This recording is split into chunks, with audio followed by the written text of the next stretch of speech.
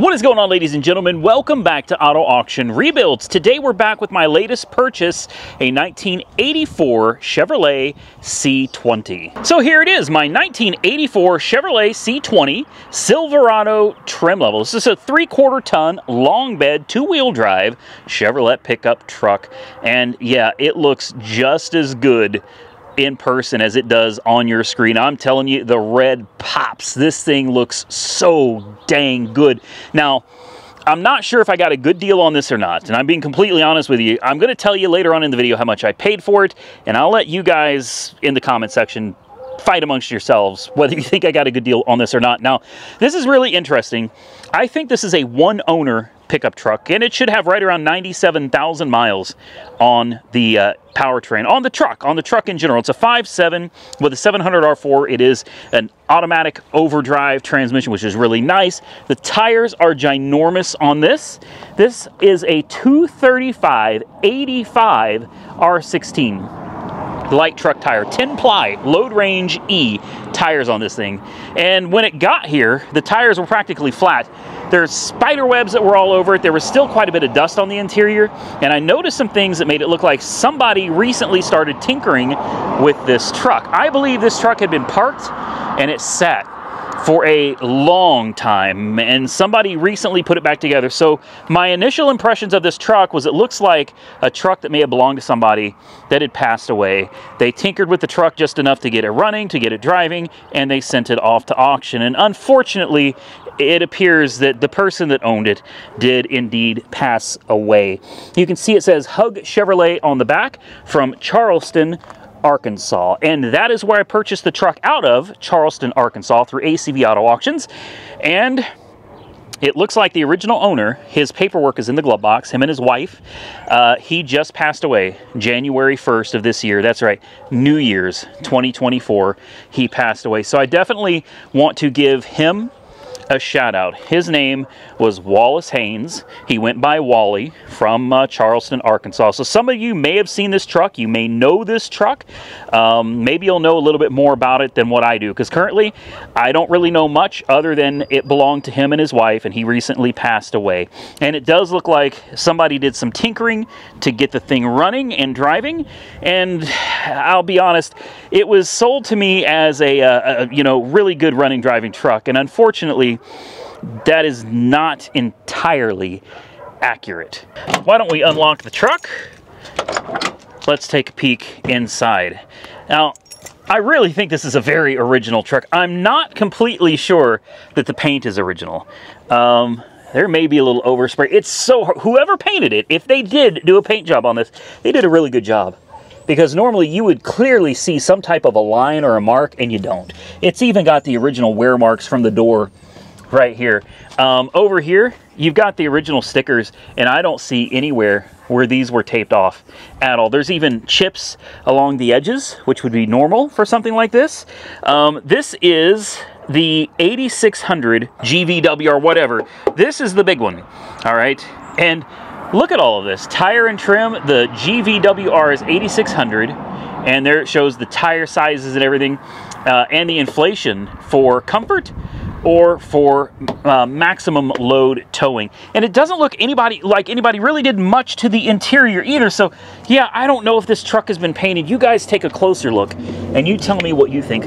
It's kind of a silver, kind of a metallic looking silver down here. And then you got your I don't know, aluminum looking trim. And then above that is a just non-metallic, just a really nice like fire engine red, really bright red. Take a look around and I'll let you guys tell me what you think. But I mean, the paint on this truck is beautiful. It is beautiful. And a lot of times when someone paints the vehicle, you're going to find a lot of like tape lines, and you'll see edges that have paint on them. Whoever did this, man, if it was repainted, they did a stellar job on painting this truck because it looks so good. Now, inside the bed, obviously this was a work truck, and I did a little looking into the previous owner, and it looks like he was an oil field worker, and it looks like he had a ranch and he loved taking care of his animals. So I have no doubt that this truck was definitely put to good use during his ownership. You know, it's not like it was something that he babied around, but obviously it was something that he took pride in and he took care of. So let's take a look at the interior and I'll show you some of what I mean. This door panel here, while it is in really good shape, you guys, if you've seen these trucks when they've been sitting out, they fall to pieces, but it's faded up here. You know, that's original. That's real patina right there. It is faded. It still has the pull strap. It's kind of ripping a little bit. It's going to need another one of those. You got your pocket over here with some trim pieces that go to the other door, because this strap, it's completely gone on the other side. You'll notice the seat has a rip in it, but it's not destroyed. The foam isn't completely disintegrated in this. In fact, the rest of the seat looks really good. And up here, there's a lot of dust. I don't know if you guys can see it, especially right there. There's a, you know what I mean? This truck, I think, had been sitting for a very long time before somebody got in here. They cleaned it up and they got it running again and sent it down the road. It comes with a trailer brake. It's got some interesting options. Cruise control. Yeah, cruise control, wipe washers, intermittent wipers. It's got manual windows, manual locks. Does have a trailer brake, and the best part is, look at this, air conditioning. Yes, it has air conditioning and an AM radio. How interesting are those options, guys? It's showing 97,222 miles on the odometer. All of the gauges work like they're supposed to. It doesn't have dummy lights. It actually has real gauges, which is nice. And here's the other awesome thing. Everything looks really original on this truck. Really original. The air conditioning is R12. It does kind of work. When I say kind of, what I mean is it works. The compressor comes on, but it doesn't run constantly. It kicks on, then it goes off. Then it kicks on and it goes off. It's got a Continental battery. And if you take a peek down here, you're going to find a new fuel pump. You see that? That is a shiny new fuel pump with a new gasket. So somebody very recently was working on the fuel system. If you look back here, you're going to find a blue distributor cap. This is a high energy ignition. And if you take a peek right down here, you're going to see a carburetor that is not factory. That's definitely not OEM. And we have a fuel filter here that looks, well, it looks horrible, guys. I don't know how well I can get you in here, but I'm going to try. Let's get you down there. See that fuel filter? That looks disgusting. That used to be clear. That at one point that was a clear plastic fuel filter. There's the carburetor. It's an Edelbrock 1406. And the carburetor on this thing is in pretty bad shape, guys. So there's your 5.7 liter 350. I mean, this is awesome. Right here, take a look. You got your like your RPO codes or whatever right there. I don't know how well that comes out. Let me take a picture of it and put it on the screen for you. Well, hopefully that came out for you. Everything under here looks good. This thing, as far as I can tell, doesn't leak anything. It sounds great. That carburetor is a little bit older, though. That's not a new carburetor. So we're going to have to do a little bit of work on this for sure. But there it is, guys. What a beautiful, what do they call this? Apple. I think the paint color is apple. We're going to start it up for you guys. Overall, it's in really good shape with some minor blemishes that kind of just shows its age. Now, I have not looked behind the seat. Oh, good thing there's nothing back there. There's plenty of storage, but aside from that, there's nothing back there at all. And look at all the dust. I mean, yeah. Somebody tried to clean it. It even has a headliner, guys. A lot of these trucks didn't have headliners back in the day, and this headliner looks good. The dashboard also looks good. A couple of minor cracks over by the speaker grill there. But aside from that, nothing.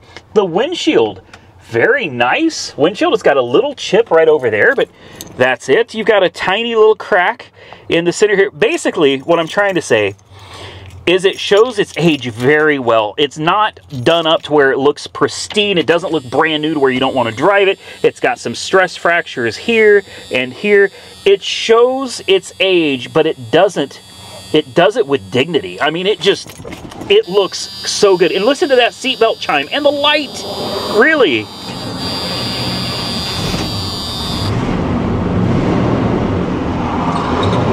And there it is, running. Take a look at the oil pressure, if you can even see it. Good oil pressure. Temperature's relatively cold. Now, full disclosure, oh, did I mention it has tilt wheel? Yeah, it's got tilt wheel as well. Full disclosure on this, guys, I've been driving this every day, so I know quite a bit about it now. This isn't going to be like, we're going to find out together if it runs and drives. No, it runs and drives. I'm just going to go ahead and tell you right now. I've even got my pipe pass on it, you know what I mean? Because, yeah, I've literally had this truck with the speedometer buried. You know, on the turnpike, it's 80 miles an hour. You know, you've got a little cut here as well. I think it shows its age in the right places. You know, a slightly worn interior and a body that's got a few scratches. And of course, it would look so much better if we took it down to Brian at the auto spa and had him do his best job paint correcting this and polishing it. You know, there's a scuff right here. There are some places that, you know, shows its age. And I think there's a good scratch or something. Yeah, there's a pretty good scratch right here. Right in the top, comes over, and then there's actually a nick in the paint right there. But, I mean, come on, guys. This is a 1984 truck. This truck is 40 years old. And I'm here to tell you, aside from some fuel system issues, this thing runs down the road. It'll get down the highway just fine. Now, I've got some new parts in the shop that I'm going to show you after we get back. I've got a brand new set of tires because I'm here to tell you these things have got to be, well, they got to be old. They're called Turbo Tech LT235 8516. I'm looking for a date code if I can find one. And yeah, guys, I'll be honest with you, I don't think there's a date code on these. I really don't. There is a number here, 007, like 388. But normally you would see a DOT number, and I've already looked on these tires, and I haven't been able to find anything. Now, it's kind of a rough riding truck. It's important to remember that this is not a C10. This is not a half-ton truck. It's a 3/4-ton truck. It's got 10-ply tires. All right, she's not one of those that was really made for cruising the town at night. You can absolutely cruise the town at night, but that's not what it was made for. This thing was made for working. It was made for putting trailers, putting loads in it, and carrying stuff around. That's what this thing was made for. Now, let's fire up the air conditioning. Now, you hear the idle get kind of wonky, right? It doesn't like that. One thing I can tell you about it, it runs exceptionally rich. I mean, it runs very, very rich. The idle needs to be turned up a little bit. Take a look at the oil pressure gauge. You hit the gas, look at that, a real oil pressure gauge. How nice is that? Yeah, if you're going to be running air conditioning, you probably want to crank that that idle up just a hair. And the reason you got to do that is because somebody got in here and well, they deleted on the factory carburetor and a lot of the factory components that were under here. You should have had a cruise control deal here. You should have had a air conditioning kick-up solenoid here, and that's all gone. You can clearly see the air conditioning is running. There it is right there. And it's running on R12. It cycles probably more than it should. I don't know. It seems to run all right, guys. Even look at this, the factory GM upper radiator hose as well. This thing's amazing. As you can see, somebody deleted on all the vacuum lines. All the extra lines that were down there are now gone. So somebody's been under here, and it is kind of unfortunate that they took away from the originality. I understand why they did it, but it would have been nice to have retained the cruise control. It would have been nice to have retained that that idle kick-up. And I'm here to tell you the air conditioning is cold. It could be colder. I have no doubt that it's a little bit low, but the AC works in this. Now, if it was 100 degrees out, I don't know, guys. I'm not sure this would cut it if it was super hot outside, but honestly, not too bad. We don't really need that right now anyway. We can just roll the window down. And worst case scenario, you got these little wing windows here, you know. You open them up, and what do you push that in, open the wing windows, and then you've got air conditioning, you know. Now, one thing I'll say about these wing windows, they work, they open and close like they're supposed to, but Going down the highway at like 60, 70 miles an hour, you're getting some air through here. The rest of the windows seal up nicely. It's only the wing windows. You get a little bit of kind of hissing coming through, so they'll probably need to be regasketed at some point. Let me buckle up real quick, guys, and real quick, let me show you this before I forget. We have the paperwork from Hug Chevrolet. I mean, I know this is probably not coming out on camera very well, but there it is, Hug Chevrolet. There's the invoice for an 84 Chevy, and it looks like total out the door price for this was $11,400. Wow. And then on top of that, we've got this. It's another, I think it's just a copy of basically what's under the hood. Tells you who the dealer was, the specs, and the invoice total was $11,159.23. Less holdback for dealer account, $371.16. Memo invoice was $10,788.07. And there it is. Yeah, there's all the stuff that came with the truck.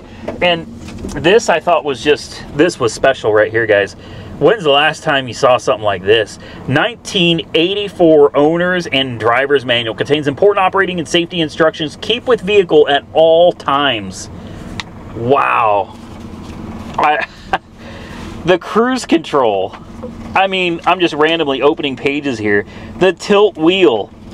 Yeah, it's too bad somebody took the cruise control and everything out of it, but there's your power steering fluid reservoir, all of that good stuff, guys. I'm going to put all of this back into the glove compartment. You've got truck camper loading information. It still has all of its tags. And look here, it's got the,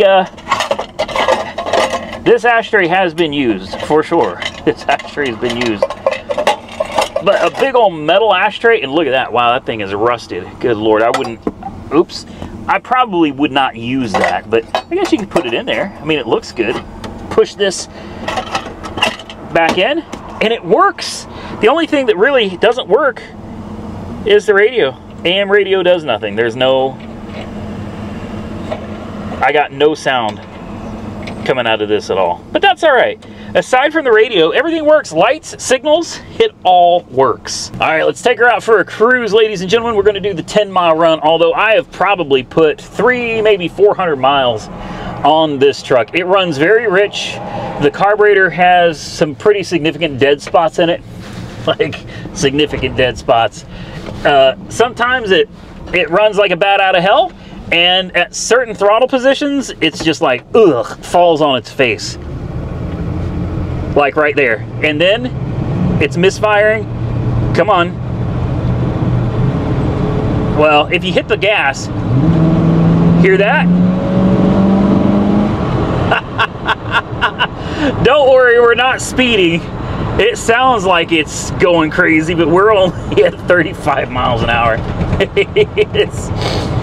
It gets going when it's good and ready, and not a minute before.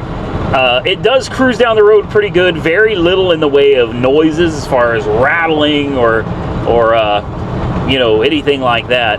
Clunking, none of that. The steering is just dead on. It's got a nice straight track when you're going down the road. Doesn't matter the speed. Slight vibration from the right rear. Again, these tires, I'm sure, are extremely old. But I mean, we are cruising down the road, and once we get to this hill, I'm gonna smash on her for you so you guys can hear that again. I love the sound of this engine, man. Relatively factor, I think the exhaust is 100% stock. Okay, you ready?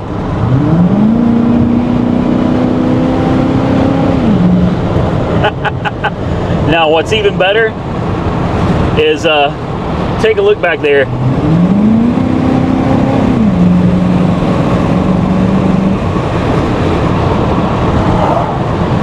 Did you guys see all the smoke? Oh, she smokes like a freight train. Not to worry, it's not blue smoke. It's just, it's rich, man. This thing is running stupid rich. You can smell it when you're standing out there. It is, the carburetor just needs to be replaced. You could probably rebuild it, but I'm going to be honest with you, I'm not into rebuilding carburetors. You know, I really don't know much about them. I have a tendency to just kind of replace them and be done with them. Like I said, this thing will get down the road with no issues. We're cruising 60 miles an hour. In fact, speed limit's 65, so I could, let's smash on. There we go. There we go. There it is. Like I said, not an issue getting down the road with this truck. It just has some dead spots in the accelerator, and especially coming from an idle or a stop and trying to get going, it really kind of spits and sputters and it'll buck a little bit. I'm sure it needs a complete tune-up. It needs a fuel filter. I've run 2 tanks of fresh gas into this. Well, 1 tank. I'm on my 2nd tank of fresh gas now. No ethanol at all in this thing. This is pure gasoline, the stuff that this truck was originally meant for. You can see now that we've been going down the road for a while, the oil pressure gauge, and we'll get you down here to the temperature gauge. I mean, what more do you want? Shifts through all the gears, overdrive works like it's supposed to. It's really, for a 3/4 ton truck, it's pretty damn smooth. It's a very comfortable truck as long as you're not on a road that has a whole lot of potholes or bumps. It does get a little, it gets a little bumpy, and I'm 100% certain that it has 0 life remaining in any of the shocks. This thing, when you start getting into the bumps, man, it just starts kind of diving, you know? It's like a surfboard just kind of floating on the ocean, man. It gets carried away. So probably need to pick up some Bilsteins for this. Bilsteins, however you want to call it. The yellow ones. Some heavy duty, proper shocks for this. But before we do all that, I think it's important we get the fuel system taken care of, a proper tune-up, get the oil and everything changed, oil filter, get this thing taken care of mechanically, and then we can worry about the little things like shocks later. I'm here to tell you guys, I have been thoroughly enjoying driving this old truck. I'm not so sure that my fiance has been enjoying it. She wants me to start driving my my Ram again, my Limited. I have parked that truck for weeks. I haven't touched it, but I think I'm going to drive it home today just because it's been sitting for a long time. I'm paying for it. I might as well enjoy the dang thing. But I have really been enjoying this truck. I think once you get the fuel system straightened out on this, and it's not so iffy when you're trying to get going, you could easily pull a trailer behind this truck with no issue at all. And that's my intent. The goal is to get it running and driving properly the way it's supposed to, and then I'm going to pull a trailer, maybe even throw a car on my trailer and carry it up and down the road, man, and see how this thing does towing. Because if it does it well, there's a good possibility I'm going to say sayonara to my 2023 Ram Limited, and I might just drive this truck around when it comes to something for work. We made it 5 miles to the turnaround point. Obviously, like I said, guys, I put hundreds of miles on this truck.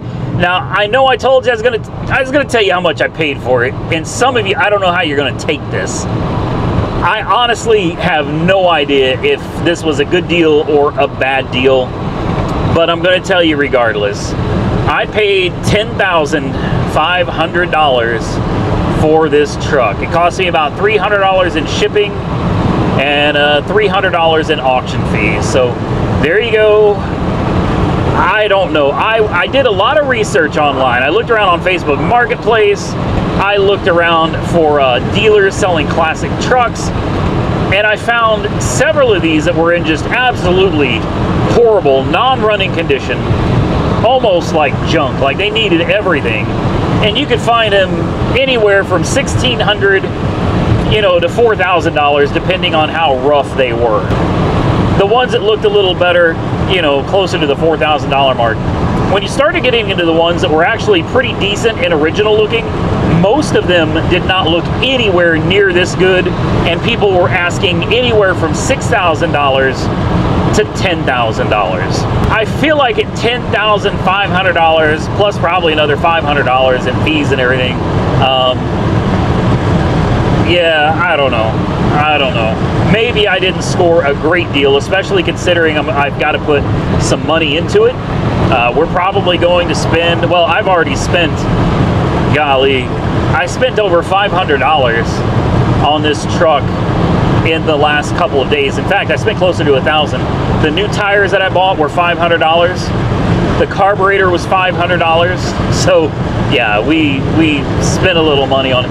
I don't know, to me, this truck is in exceptionally good original condition with all of the original tags and everything still on it. I'm relatively sure this is a one-owner truck, and it has under 100,000 original miles. So in my opinion, I think $11,000, $12,000 for this truck really wasn't a bad deal. You guys are obviously going to argue that in the comment section. Some of you, I'm sure, are going to say it was a great deal. Some of you are going to say it was a horrible deal. Either way, I'm excited to read your comments and see what you think. So I rolled the window up because I wanted you guys to hear that hissing noise that's coming from the wing window, the vent window right there. Now watch, if you push it, it stops. It's only that window. And you don't have to push terribly hard. It's we might be able to lube that up with something. Maybe throw some WD-40 on it. May expand that seal enough to get it to stop squealing. Anyway, I'm thoroughly happy with this truck, man. I really am. It's been a trooper getting me back and forth. Like I said, aside from the fuel system issues and needing a good tune-up and stuff, honestly, a great truck. But I can't help but think of the guy that used to own it. I actually went to his obituary page, and they had a video at the end of this obituary for him through the funeral home. There was a video, and it pretty much showed this guy's whole life. And man, I don't even know this guy, but somehow I feel connected to him through this truck. And I know that probably sounds crazy, and maybe it is, but that's just how I feel. I feel like I've got some kind of connection to him through this truck that I'm sure he absolutely loved. This was a man that was married to his wife, one wife for life, you know, over 40 years, married to the same woman, a hard-working man.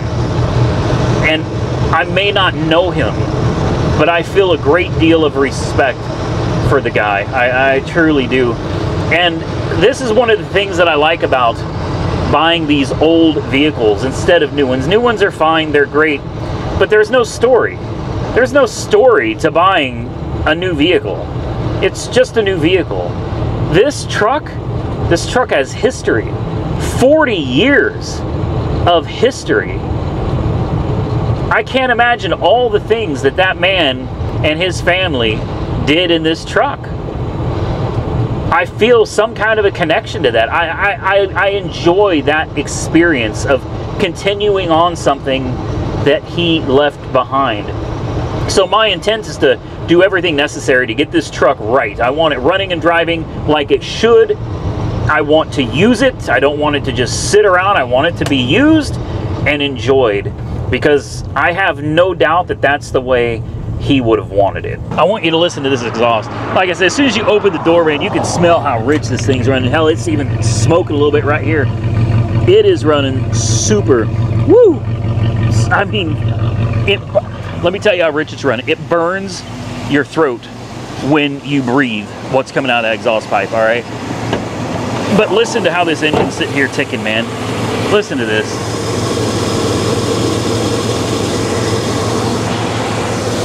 Do you hear that? Man, she's purring like a kitten. It's quiet. There's no tapping, no rattling, no nothing. Would you listen to that? And look here. I'm not quite sure what's going on here, but we have a brake line that runs from a T over here, and it runs into the cab. Now, I can only assume that that runs to the trailer brake. See, this is new. I haven't checked this out yet. It does. It runs to the trailer brake. There's the hard line right there on the trailer brake, and the trailer brake lights up. So it looks like it works. You guys will have to help me understand how this works. Is this a KH? It's a KH trailer brake. I've never seen a brake line running to a trailer brake before. I'm a little lost on that one, guys. Here's your connector back here. It looks like an old school 7-pin, 6-pin. I guess it's a 7-pin if you count what's in the center. That would probably need to be changed and updated, because I don't have anything that will operate on this unless they sell an adapter. There's your hitch, and you know, it's got some, the wiring looks all right, but it could definitely be better. I told you guys, the thing doesn't leak. I've parked this in my driveway, and it has leaked nothing on the ground. Lights, signals, everything works. Look at this. It even has the Hug Chevrolet GMC license plate. Charleston, Arkansas, since 1937. Take a look under here. Even the suspension looks pretty damn good. Dry as a bone. Yeah, I don't see any uneven wear on the tires.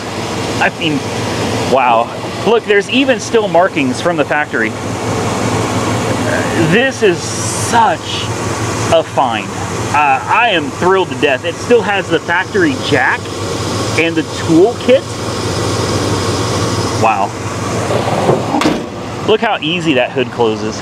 Now, it's very dirty because I live on a gravel and dirt road. So, like I said, I've been driving it for quite a while now. So, believe me, I'll bet on video it still looks super clean and beautiful.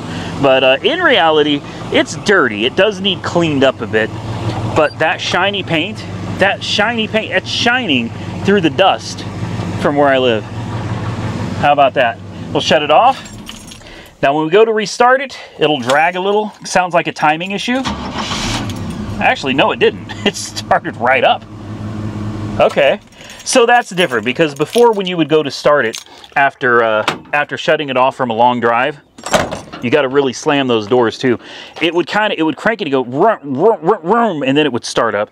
It doesn't sound like it's doing that anymore. So maybe running all of this gas through it has been doing some good. So there it is. I'm sure you're wanting to see that's locked good. I definitely want to keep it locked. We'll take you into the garage and I'll show you the parts that I got for it. My tires will be here tomorrow, so I'm going to take it down to Walmart, get the new tires installed and balanced, and well, from there, it's on to the mechanicals. All right, let's see what's going on in here.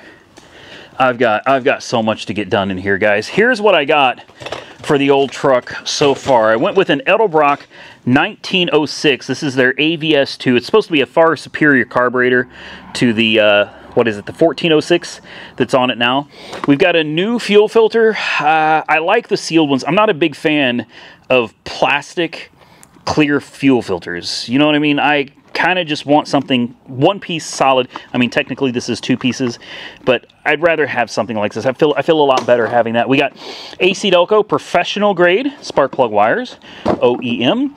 I went with heavy duty spark plugs. So these are the R44T spark plugs. I couldn't find the OEM cap and rotor, so I went with the Durlast Gold. And that should get us to a pretty good spot with the truck. I'll reset the timing, make sure all that stuff is good. So this is going to be coming very, very soon. Of course, I've got so much work. I'm going to be honest with you about something right now. Santa and I talked about this, and I really, really came close to taking this motor. This transmission I don't think will work. This is a 204R.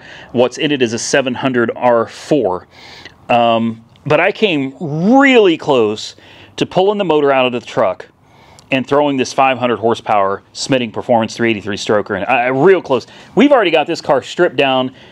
It's almost ready. I'm replacing all of the brake lines on this. As you can see, and you guys are going to yell at me for this, this is my 87 Monte Carlo SS. We have all new hard lines from front to back, side to side, hoses, everything. We got the Smitting Performance 383 stroker. It's 490 horsepower. We've got the Stage 3 Monster Transmissions 204R. We got new motor mounts. I mean, I've got everything. Here's the new braided steel hoses, right?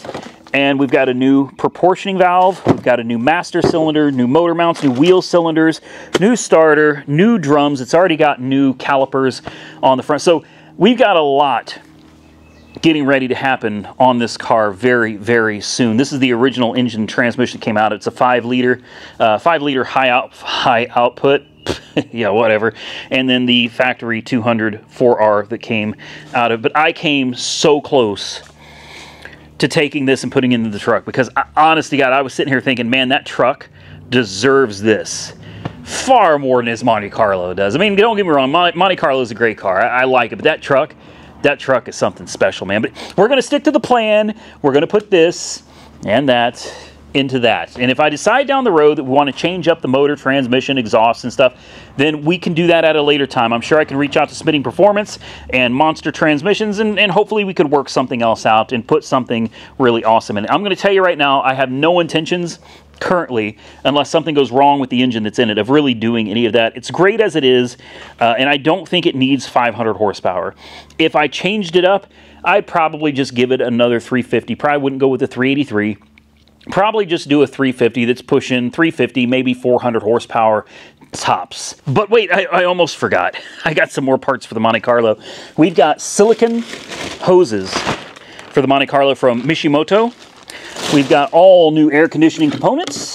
We've got the accumulator or evaporator, dryer, whatever you want to. This is the accumulator, right? Somebody help me. We've got a new fan clutch. We've got a new power steering line. We've got new ARP studs. We've got new belts. We've got a cold case radiator. Yes, a cold case. That sucker was not cheap. We have a new air conditioning line. This came from gbodyparts.com. This thing costs like $120 for one AC line. We got some stuff from AutoZone. We've got the suction hose for the AC. We've got a high pressure line for the power steering. We've got miscellaneous sensors, nuts, bolts. We've got a new power steering pump. We've got AC O-rings. We've got a brand new AC compressor right here. Yeah, so the AC and a new condenser. I almost forgot. Condenser sitting right back there. We've got so many parts. New water pump. Heavy-duty water pump as well. We got so much coming for that Monte Carlo, guys. This is going to be an epic build. Honest to God, I cannot wait to start that car up and take it on its first test drive with you guys. I am so excited to finally build my own car. Does anybody need any wheels and tires? I'll sell them cheap, man. These came off of my 1991 Pontiac Firebird Formula. These actually have good tires. The tread's good on them, and I think they're matching. These are American Racing, old school 5-lug wheels. And unfortunately, though, the date code is 47 of 2015. So yeah, you'd probably want to replace the tires, but the rims are nice. You got, what, a couple different options off of F-150s. These came off of, I think, a 2011 F-150, 2011 F-150. Tires on those are pretty good. Tires on these, they're all right, maybe 20% left. Tesla wheels. Anybody need a backup set of Tesla wheels and tires with TPMS sensors? These came off my 2013 Model S P85. The wheels are a little rough. Tires, two of them are decent, two of them are getting pretty bad. These right here, these are Krager SS's, and for the life of me, I keep thinking these came off of one of my Mustangs. I just can't remember which one. I think these came off like my 2006 or 2008 Mustang GT, if I remember right. I don't think the tires are any good. I wouldn't for a minute even consider the tires. The wheels, honestly, they're not that great either. But anyway, if anybody's local, if you're out here and you're interested in any of this stuff, shoot me an offer. You can always email me, autoauctionrebuilds@gmail.com. Also, I've got the, this came from a long bed F-150, like a 2011, 2012 F-150. This is a weather guard box. You know, make me an offer, come get it. Same thing with this.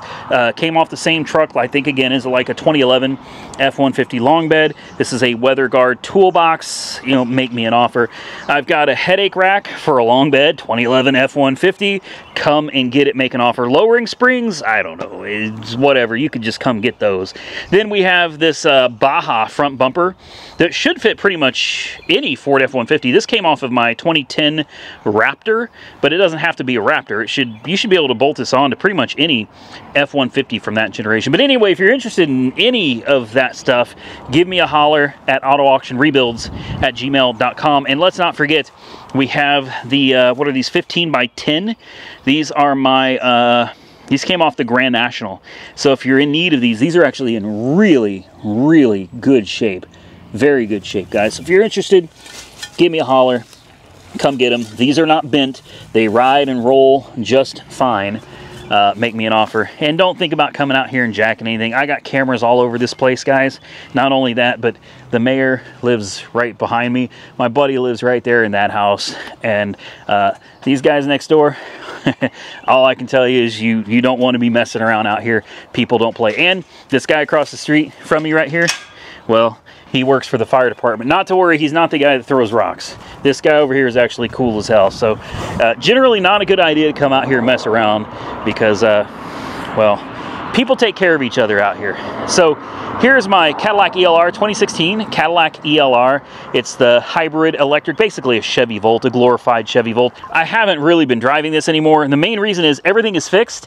All this thing needs is a bath. It needs a bath, and I need to send it to Carvana, so that's why I haven't been driving it. It's a perfect car. I mean, this thing runs, drives, rides absolutely perfect, and that's why I stopped driving it.